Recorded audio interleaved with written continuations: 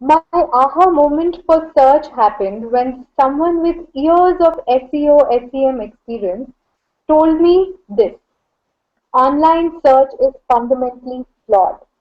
And from that moment, everything made sense. Search engines may not necessarily give you the exact response to your query.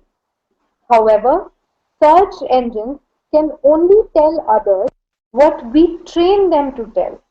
And some people are just better than the others in terms of training the search engine. There, that's it. That's your search engine optimization. At this juncture, I would like to introduce the term PageRank, which is the heart of Google's search tool. First and foremost, it is one of the many factors used for ranking pages.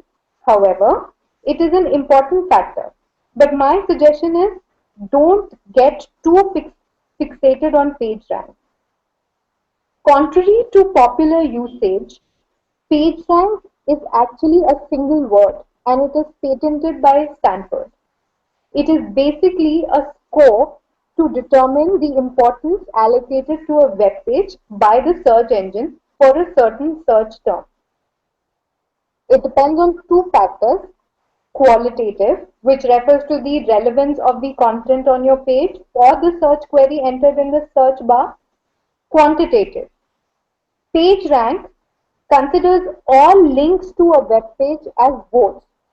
So, in our case study, which is Inside IIM, any link directing users to InsideIIM.com from another website will help enhancing their page rank.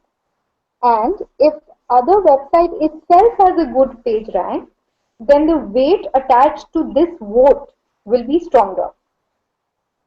Till a few years back, you could fool the search engines by repeating the same keyword multiple times on your page to help increase your qualitative score for a certain keyword. Google combines PageRank with sophisticated text matching techniques to find pages that are both important and relevant to your search. Here's one free web tool which can tell the page rank of any website in case you're interested. It's www.prchecker.info. SEO versus SEM. I have seen many people use the terms SEO and SEM interchangeably. So let's first see the difference between the two. Here is a snapshot of Google search results page demarcating the results clearly. As you can see, all the results marked as sponsored ads is classified under SEM and the rest are under SEO. So we can conclude that all results for which others have paid to appear as the search result for your query is SEM, search engine marketing, while SEO, search engine optimization, is an organic media type.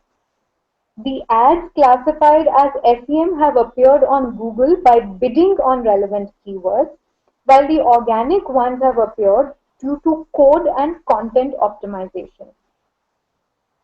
SEO is notionally free, notionally because you pay someone to optimize the code for the website, while SEM can be as low as 1 rupee and go up to millions of rupees as well. A result due to SEO efforts take longer, sometimes almost 2 months, while an SEM effort can range from a few minutes to sometimes weeks. And finally, even though every year products around the world are pumping in more and more money for their SEM efforts, 70% of searches are culminated by clicking on an organic result, which actually comes from the SEO effort. So basically, when you see this as a user, the search engine actually sees this. Therefore, here are some SEO tips and tricks. While I myself have been lucky to always have help from experts on SEO for my work around SEO, I have had some learning over the years. Since a detailed SEO tutorial is out of the scope of this series, I'm highlighting a few tricks and few tips here. Not an exhaustive list, but definitely an important list. More links. More links from other respected websites to your website, which, as explained earlier, are considered as votes. More votes, better SEO ranking.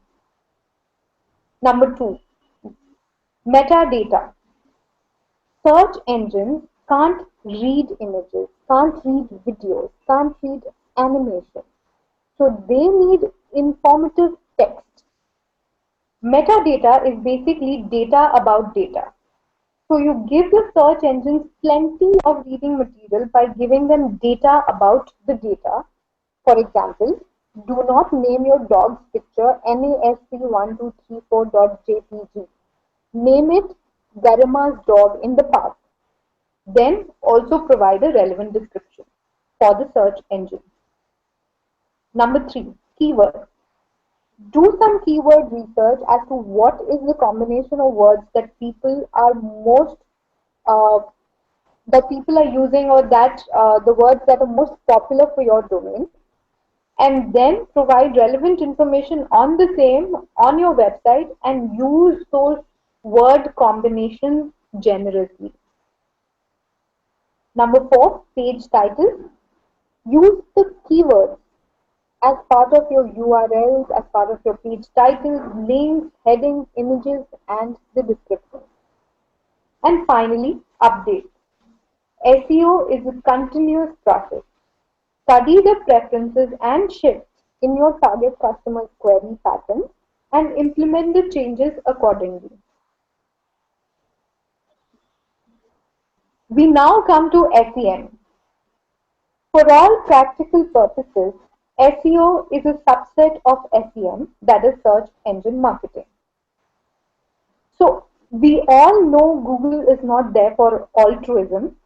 They too want to make money from the search business. So the search engines have allotted some limited space to show ads.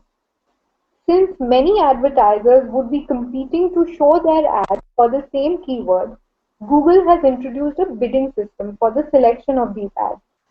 Higher the bid, higher the chance of the ad being shown. Does that mean that the highest bidder's ad will always be shown? Let's see. If Inside IM is the highest bidder for restaurants in Mumbai, would Google show their ad copy on the search page? The answer is most likely no, because nothing on Inside IM's website content matches this search query restaurants in Mumbai. However, there is a much higher chance of Zomato.com's ad popping up for this query, even if their bid is not as high as Inside IM. Therefore, we come to the conclusion that SEM depends on two factors. First, the quality score, which means that if AdWords detects your ad copy and your ad copy doesn't match the content on the destination page or the keywords you're bidding on, your quality score lowers. Your keyword bid price also goes up as quality score goes down, making it expensive to rank ads for a wide range of keywords. And second factor is bidding and budget. The higher the bid, the higher you'll rank on the search engine results page. The higher your budget, the more exposure your ads will get. Also, Google does not charge you for displaying your ads. They charge the advertiser the bid amount only if someone clicks on the displayed ad. This is where the term CPC, cost per click, comes from. Effective planning and tracking of your search campaigns is necessary. Luckily, there are tools available for almost everything. Amongst the few that I have tried, here are some of the tools that I prefer based on my personal experience with them. You can try these or others and stick to the one that fulfills your requirements. We now come to metrics. We now come to metrics. Metrics may change as per your objective, so there is no one metric fits all strategy for measuring search ROI. However, many experts insist on measuring conversions instead of absolute numbers. My suggestion is that instead of measuring a few things, measure the journey of your website visitor. Here is an example. Find out the number of searches happening on selected keywords.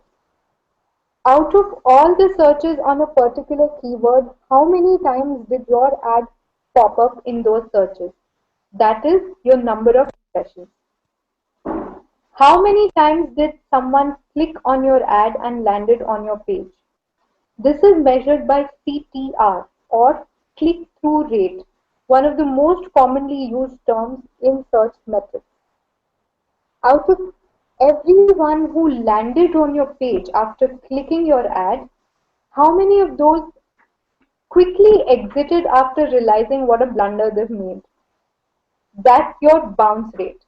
If your bounce rate is too high, then you may need to consider changing your keyword strategy.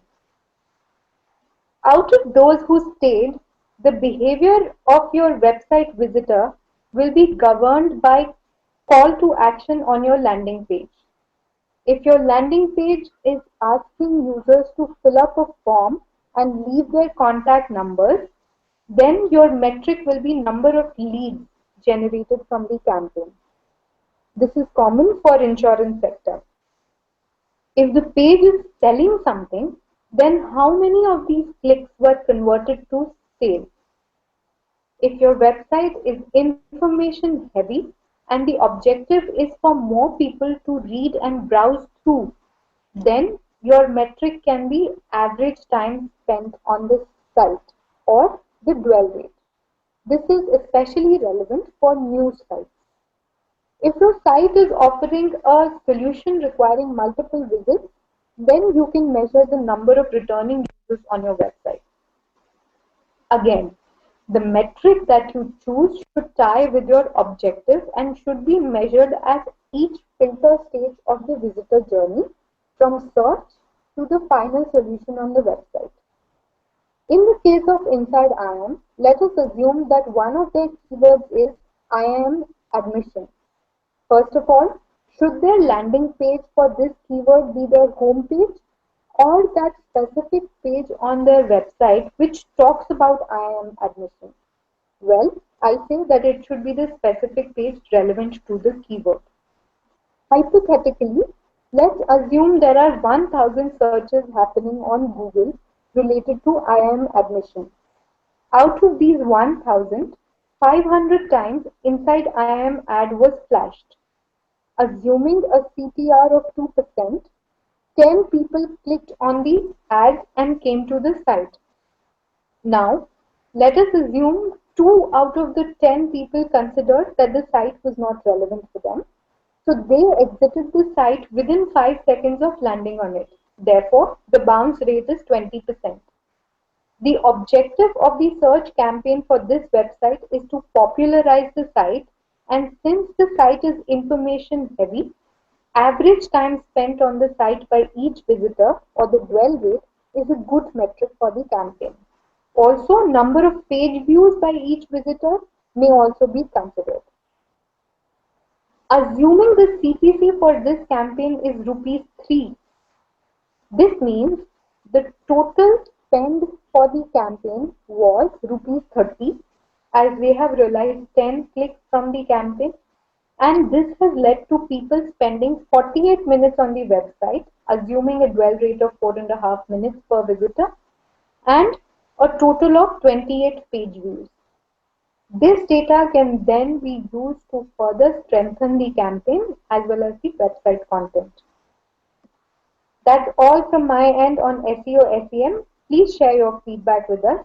Stay tuned for more.